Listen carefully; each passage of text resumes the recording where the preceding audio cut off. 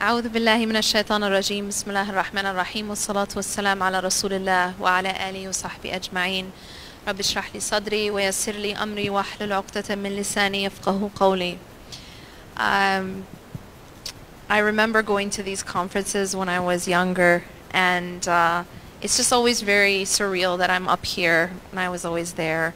And I just honestly feel like when I speak with you, I never want to feel as though I'm speaking at people. This is why one of my favorite types of audiences are American audiences, because we're pretty, if you guys actually travel around different parts of the world, find that Americans are quite expressive.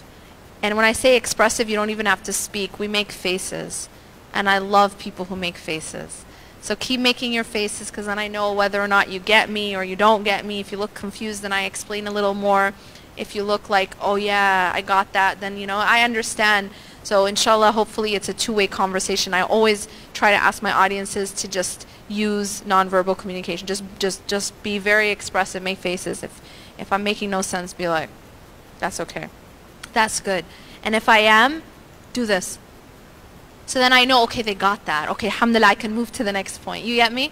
So it's a way for us to have two-way communication. The topic today is something that's extremely important.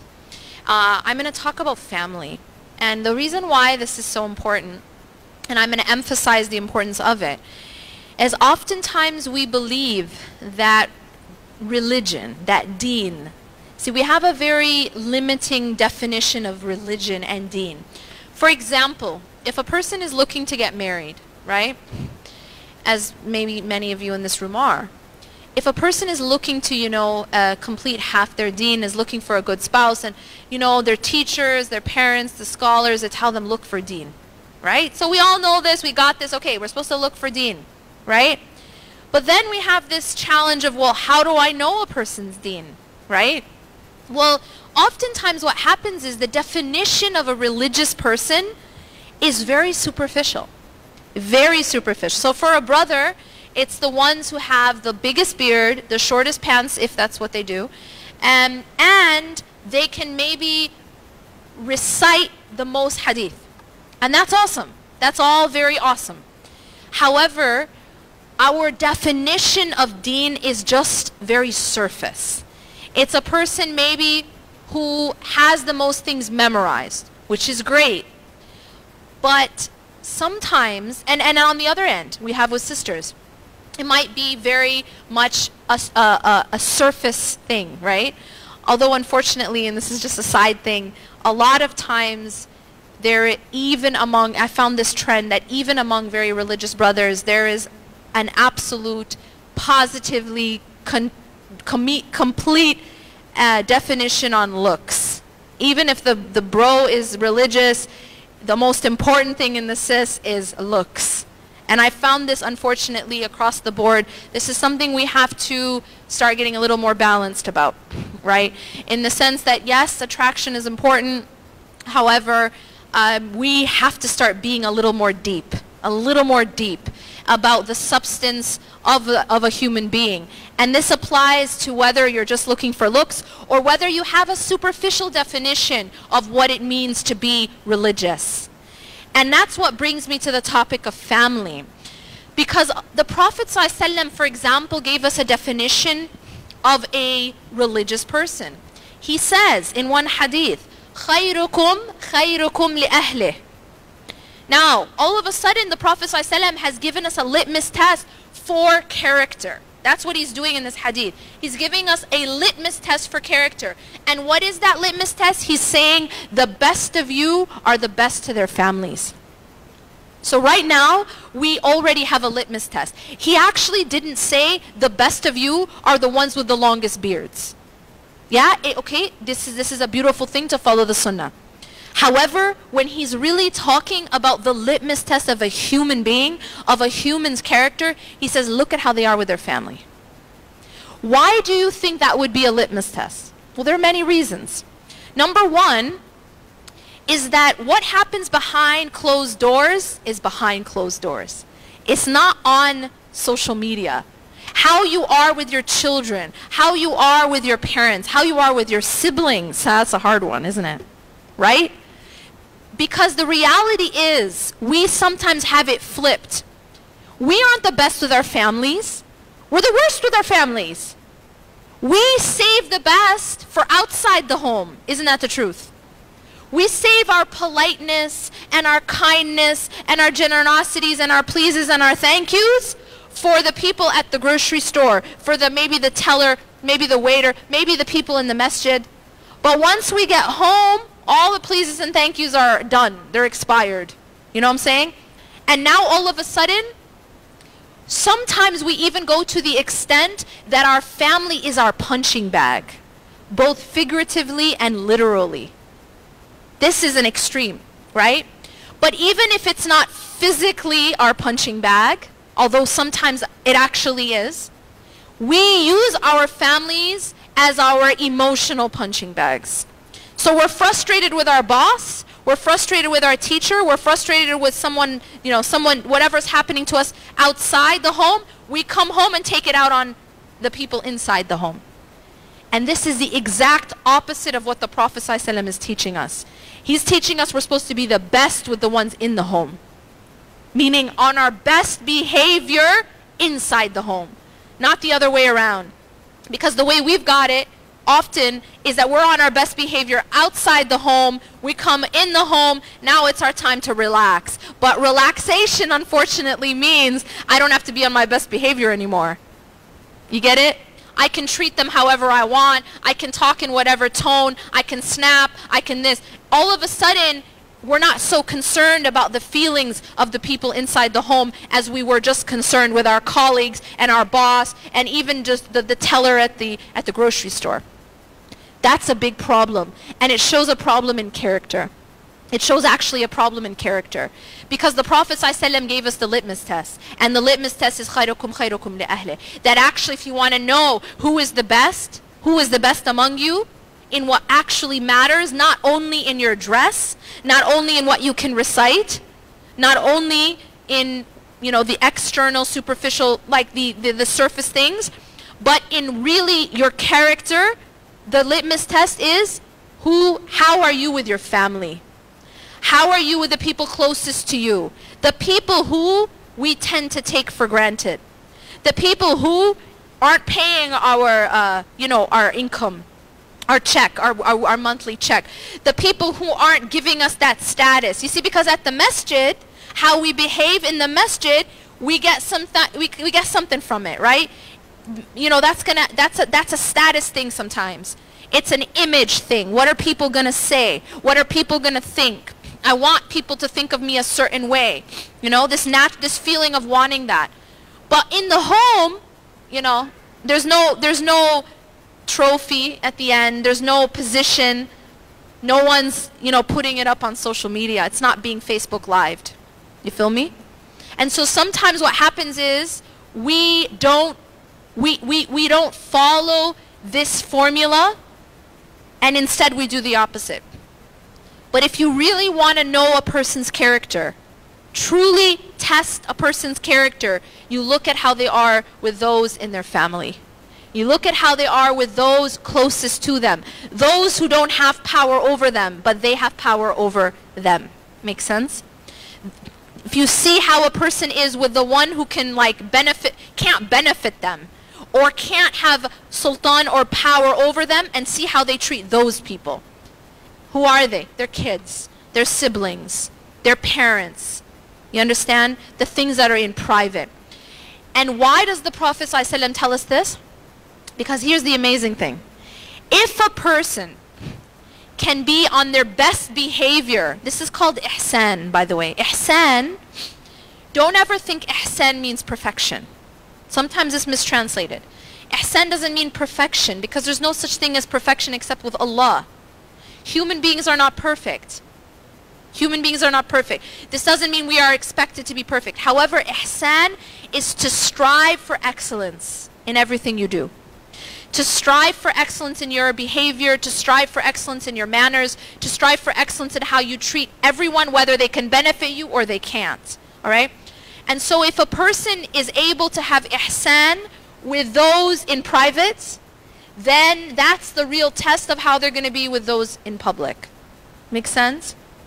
If you want to really know a person, you know, because at the end of the day, as they say, you don't really know a person until you live with them, or travel with them, or deal with them with finances. You know, the Prophet ﷺ told us that you don't really know a person unless you deal with in certain ways with them, certain circumstances. And one of those circumstances is that you travel with them, that you're with them in a living situation, in an extended period of time. Why? Because that's when somebody is uncomfortable. Travel is uncomfortable. Travel is not, I mean, even now with all of our, you know, our transportation, our comfort that we have airplanes now, we're not on camels. However, it's still stressful. You know what I mean? When you're missing your flight, or you're close to missing your flight, or someone is being, you know, discriminating against you or whatever, you're put under stress. And when a person is put under stress, it tests their mettle. It tests what they really are. So if you really want to know a person, these are some of the ways. But I'll tell you this. If you want to know a person, say you're trying to get to know someone for marriage, and you want to know that person, look at how they are with their family. Look at how they treat their mother. Look at how they treat their father. Look at how they treat their siblings. Because even if a person is, you know, sometimes you might have someone who's really, really great with their parents, alhamdulillah. But then again, you always also have mama's boys sometimes. However, if you look at how they are with their siblings, you look at how they are with people who can do nothing for them, then you start to understand the real mettle, the real character of a person. Now there's something else I'm going to say when it comes to family. It's very hard to find a balance sometimes. Now, I want to take a moment and talk about the relationship with our parents. The relationship between parents and children. So much emphasis is put in the Quran and in the Hadith about the elevated status of parents, and how much respect and ihsan our parents have a right over us. It's their right. But sometimes we find it difficult to find a healthy balance. I mentioned in passing a term which we use, mama's boy, right? And I'm going to explain that term for a second, and why that's one extreme, and why it's also dangerous. And I'll explain. Everything in our life needs to be balanced. Allah subhanahu wa ta'ala says that we are a people of the middle path. And while on the one hand we are told to respect our parents, and we are told to be kind to our parents and have ihsan with our parents, I have seen, and we've seen in our communities, a certain type of extreme, which isn't healthy. And that is that even when the parents are asking of the children something that is unjust. For example, this is a very typical example. When someone gets married, yeah, and maybe the parents or the mother is being unjust to the wife, maybe mistreating the wife. Now, this is a situation where the husband is being put in a moral dilemma, right? Because the mother is the mother, and she has her status. However, she may be doing something unjust to his wife, and he's put in a situation. This is really where we have to find, okay, what does Allah want me to do in this situation? How can I be just and still be kind to my mother and still be kind to my wife? This is a real life situation, many people, and actually there's a lot of marriages ending because of this, because of the inability to find that balance.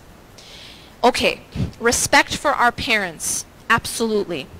But there is a limit in that obedience. There is a limit. Now, one of the clearest limits Allah told us in the Quran, which is that if our parents are asking of us something which is displeasing to Allah, meaning something haram. For example, you have families where the parents aren't even Muslim and the child is a convert or a revert. In this case, the parent may not even want the child to be Muslim. This is a one extreme example. Doesn't want the child to be Muslim. Obviously, in that case, they can't obey that particular request of the parents. Make sense?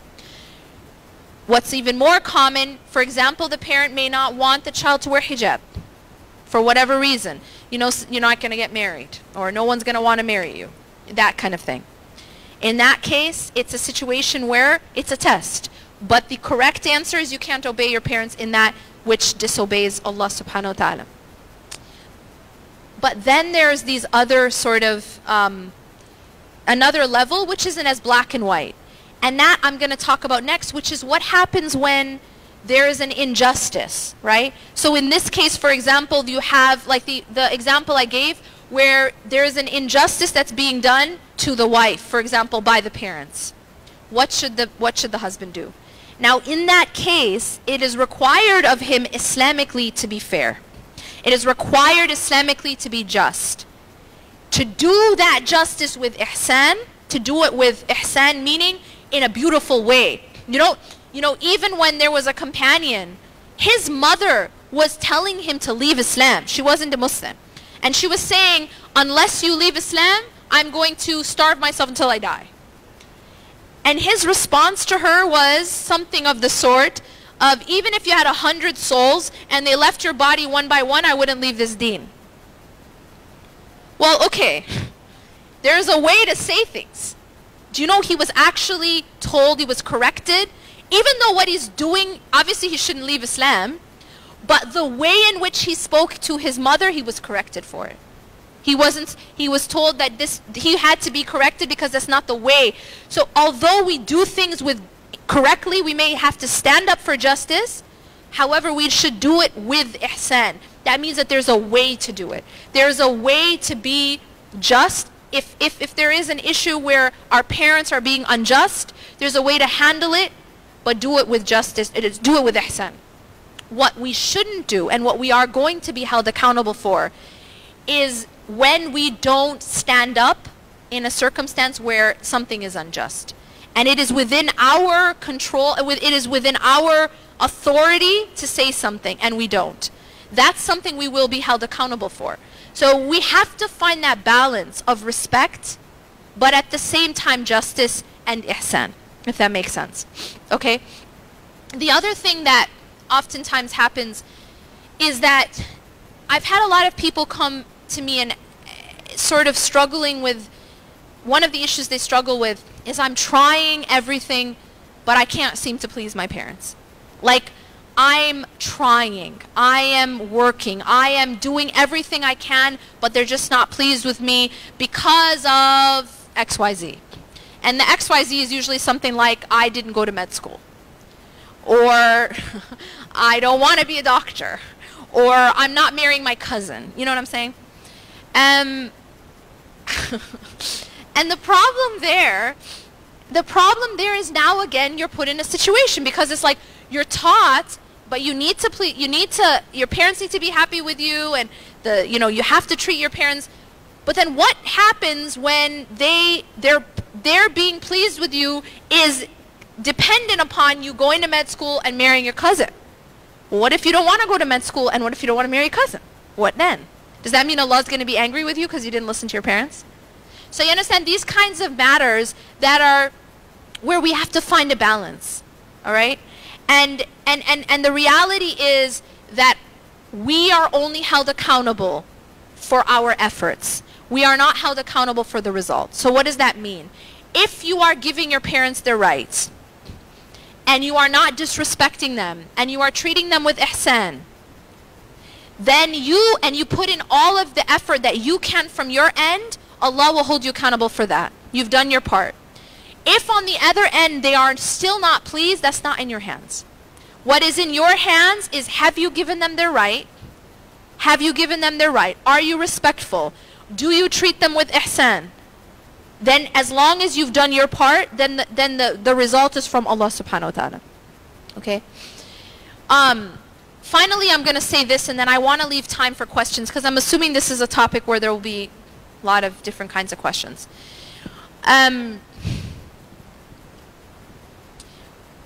When it comes to relationships between family,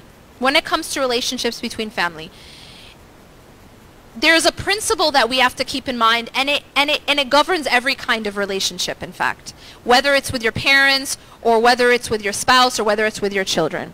And that is this: there is a direct link between our relationship with Allah and our relationship with people. Now, what do I mean by that? When we rectify our relationship with the Creator, then Allah rectifies our relationships with the creation. So by fixing my relationship, your relationship with your Creator, Allah will then help you and rectify your relationships with people, the people in your life, the people in your family. But it also goes the other way around too. And this is another principle we are taught. When we fix our relationships with the creation, when we rectify it, when we work on it, it also helps to fix our relationship with Allah. Now, what do I mean by that? I'll give you a few examples. One, the Prophet ﷺ taught us that, for example, if you help a person in need, so you see someone who's in need and you're compassionate with them, Allah will help you when you're in need. And Allah will show you compassion. If you are merciful with people, then Allah will be merciful with you. So there is a relationship between how I am with people and how Allah is with me. The other thing to keep in mind is this: there are ways to fix our relationship with others that fixes our relationship with Allah. I'm going to give you one example for that. At the time that Aisha radiallahu anha was accused, she was accused of being unchaste. And during that period, that very difficult period, her father, Abu Bakr radiallahu anh, found out that one of the people spreading the rumor was a relative. And not only was he a relative, but he was a relative that Abu Bakr radiallahu anh was financially supporting, giving financial support to. Now you can imagine how he would have felt. What would we do, right? Now all that Abu Bakr radiallahu anh did, he didn't like go after him, he didn't try to get revenge. All he did was withhold the financial support. That was it. That was it. And Allah actually reveals an ayah in Surah An-Nur about this. And He tells Abu Bakr, addressing this issue and obviously addressing all time, what is translated as, let them pardon and overlook. Now, why I want to emphasize this is because it's very important to study why Allah says, let them pardon and overlook. Oftentimes, what keeps us from forgiving our family members, what keeps us from forgiving people around us, is we say to ourselves, but they don't deserve my forgiveness, right? They don't deserve my forgiveness, or they didn't apologize, or they didn't rectify, they didn't fix it, they didn't kiss my feet enough. You know what I'm saying? And they did this thing October 3rd, 1991 to my family's neighbor's dog's, owner's cousin, and I'm going to remember it forever, right? And it's going to go down in the books. And then it's going to be spread from generation to generation that this person, this family did this to our family 5 decades ago. You know what I'm saying? The problem with this attitude is that we're missing something very important. And that is this: our interaction with people is actually about our relationship with Allah. It's not about people. It's not about people. When Allah revealed this ayah, He said to Abu Bakr in this circumstance, أَلَا تُحِبُّونَ أَنْ يَغْفِرَ اللَّهُ لَكُمْ. He's telling Abu Bakr to pardon and overlook. Why? Because do you not love for Allah to forgive you? You see what's happened here is the focus is completely being shifted. It's not about Abu Bakr and the one who harmed him and the one who was spreading the slander about his daughter anymore. It's about Abu Bakr and Allah. أَلَا تُحِبُّونَ أَنْ يَغْفِرَ اللَّهُ لَكُمْ. Do you not love for Allah to forgive you? And because of that, because obviously Abu Bakr radiallahu anh wanted Allah to forgive him, he not only continued the financial support, he increased it. Why did he do that? Because he recognized that it wasn't about this person deserving forgiveness. It was about the fact that he wanted the forgiveness of Allah. And Allah made a deal. See, Allah is making a deal with all of us. How many of you guys like Black Friday deals? Exactly. I know you like Black Friday deals. We all like Black Friday because human beings like a deal. You like to get something that's of this value for a lesser value, for a lesser price. Everyone loves a sale, right? I know you do because people stand outside of Best Buy camping, literally, sometimes standing in freezing cold weather to get a few $100s off a laptop. That's the reality, right? Allah's making a deal with you. Allah's saying, I will give you. Allah is saying that He will give us something that is priceless. Imagine for a moment that you find a house, all right, and you're in love with this house, and you find out that it's $13 billion. That's the cost. Because it's like on some famous cliff off of some beautiful, ocean, right? $13 billion house. And you go to the one selling the house and you say, I really love your house. And the owner says, well, it's your lucky day. It's on sale for $25. Would you feel like you got a deal? Yeah, right? So Allah's making a better deal than that. Because Allah is giving us something that's worth, the mercy of Allah, what's it worth? Anyone? It's priceless. That means it means it's infinite.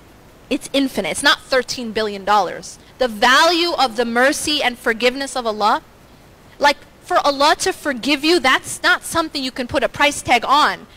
You can't even put a price tag on Jannah. And none of us are going to enter Jannah without the mercy of Allah. We all need it. Even the Prophet ﷺ said that he would not enter Jannah except by the mercy of Allah.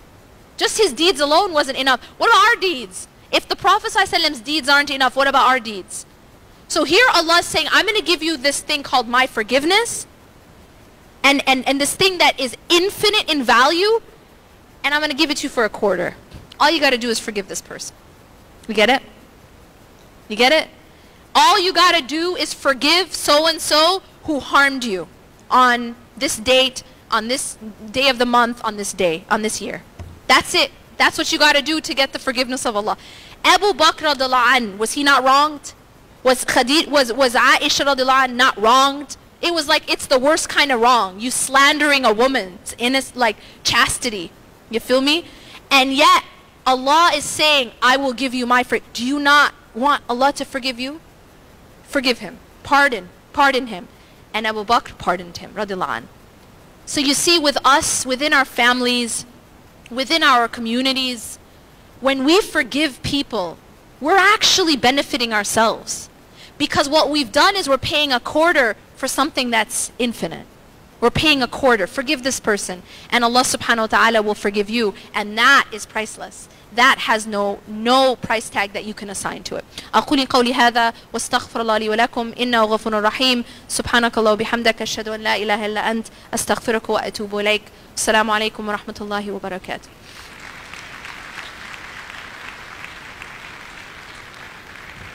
Takbir. Jazakallahu khair. That was a beautiful speech. As you can see on this table, there are about 100 questions, and we will not be able to get to all of them.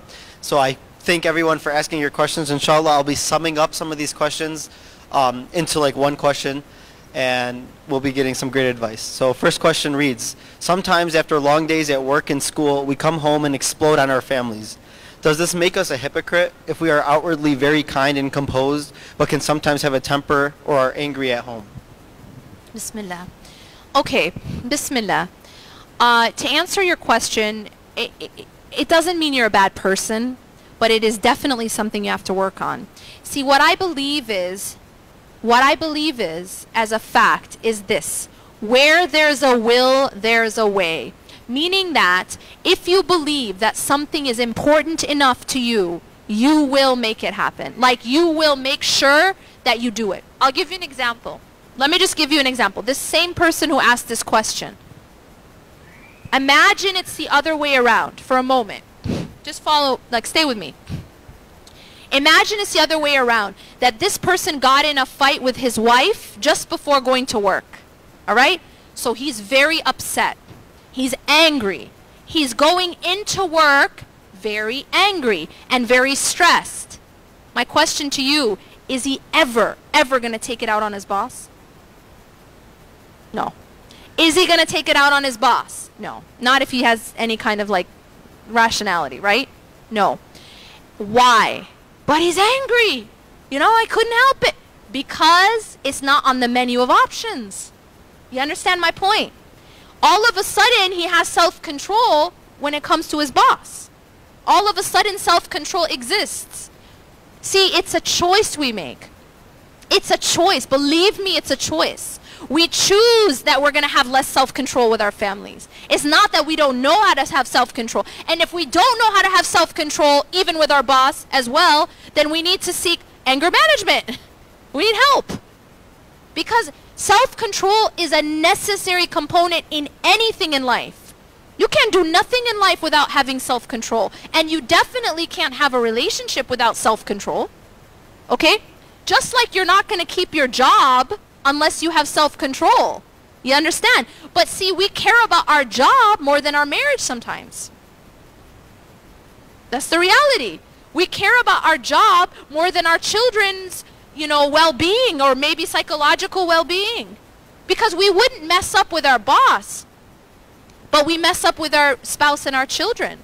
That's a big problem. It's really about priorities. It's about priorities. So I believe that if you make it, see, the first step is for it to be a priority. If you make it a priority and you really internalize what the Prophet ﷺ is saying, خَيْرُكُمْ خَيْرُكُمْ لِأَهْلِ, that you cannot be the best unless you are the best to your families. And so this is a litmus test that we should have for ourselves first, right? Because it's all about me. I need to change. A lot of times people listen to lectures like this and be like, oh, wait till I tell my wife, or wait till I tell my husband, or wait till I tell my friend. No, we have to look at ourselves first. What do I need to change? What do I need to work on? So yeah, it's about priorities. It's about priorities. Jazakallah khair. Oh, yeah.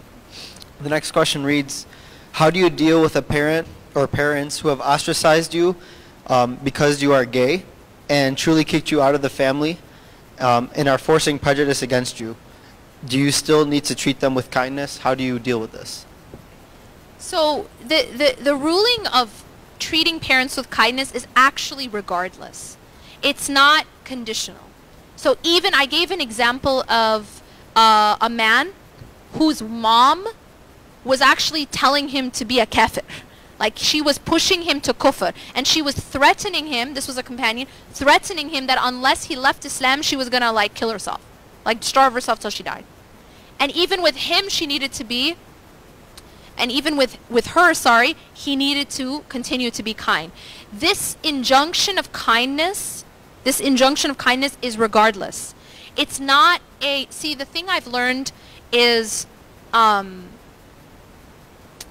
the relationship with parents isn't meant to be, how do I say it? When you're dealing with your parents, you are not dealing, it's not supposed to be like tit for tat. It's not supposed to be like, oh, but I'm doing this to her because she did it to me. Like, that's not how it works. That's not the differential with your parents. See, when Allah subhanahu wa ta'ala says that you should, lower the wing of humility to your parents, that whole concept means it's not like you would be with your friend. It's something different. So even when they are not treating you well, your responsibility is how you treat them. Okay?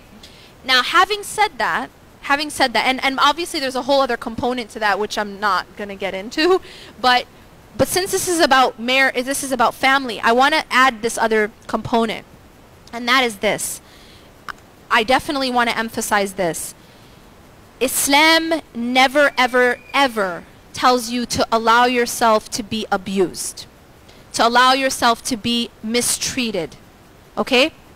And it doesn't matter who's mistreating you, whether it's a spouse or it's a parent or it's a friend or whoever it is, that Islam is not a passive religion. And being patient, having sabr, does not mean turn the other cheek. It doesn't mean, see, the concept of turn the other cheek is not an Islamic concept. Turn the other cheek means that if someone came and hit me on this cheek, I turn so they can hit me on the other. No. No. If somebody, the Islamic concept is this. If somebody hits me on this cheek, I do everything in my power obviously within the Sharia and within the rules to make sure that they don't hit me on this cheek too. Make sense? That we are a people of action, and we are a people of justice, and a people of ihsan. So we do things, but we do them in a beautiful way, but we do them. We are not passive. We don't see abuse and say, just stay quiet.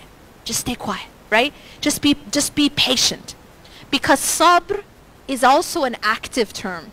Sabr is also taking action and being persevering in that action. It requires sabr to run a marathon. Okay? It requires sabr to wake up for Fajr on time. It's an action. It's also active. It's not only that you just do nothing. That's not what sabr is in its essence, in its comprehensive meaning.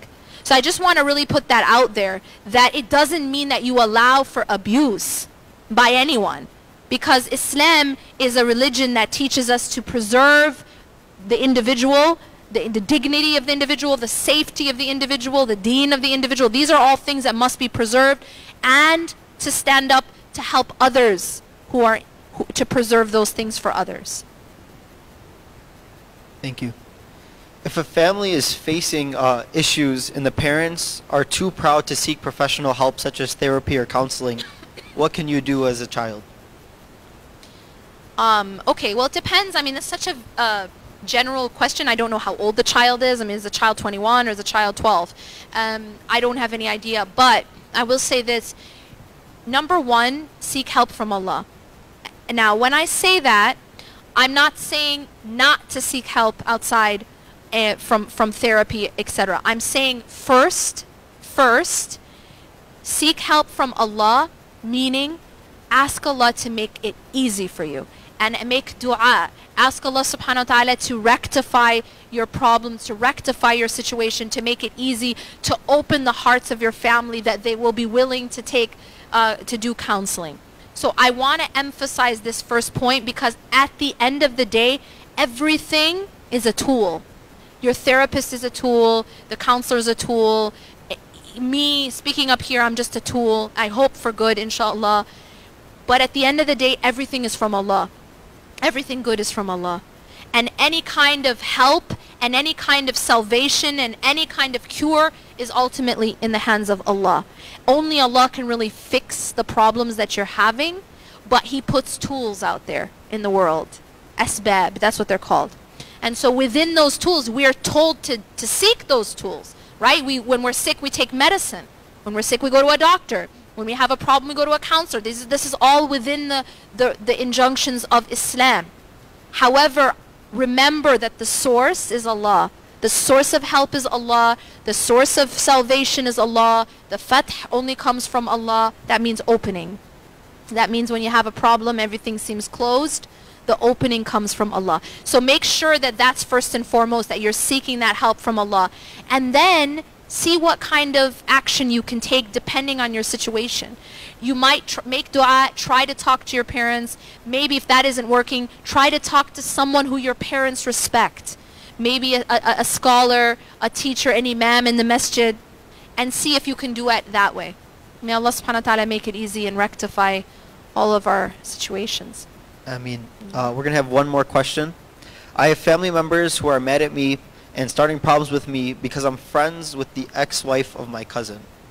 The reason why I ask this is many questions have here concerning people who are divorced out of the family, but they're keeping relations with them and the family is being mad at them. Can you comment on this? Yes. Okay, so here's one of the challenges that we are, and this is one of the things that we are told as believers, that you have to stand up for justice even if it is against yourself or even if it's against your family. What that means, again, is that if something is right, you do it, and you stand firm in it in a polite way. Does that make sense? So you don't cut off this person just because everybody else is mad because they got divorced or whatever. But at the same time, you can do it and continue, but do it with ihsan. Do it with respect. Do it respectfully. We have to be, again, I'm going to emphasize this, we have to be a people of justice and ihsan. And they go together. Justice and ihsan and mercy. So be firm on what's right. Yeah, if someone needs to be defended, defend them, but do it in a beautiful way, if that makes sense. Barakallah fiki. like That's that. actually all the time we have. May Allah preserve you for us and increase you in knowledge. Ameen Rabbil Alameen. One last round of applause.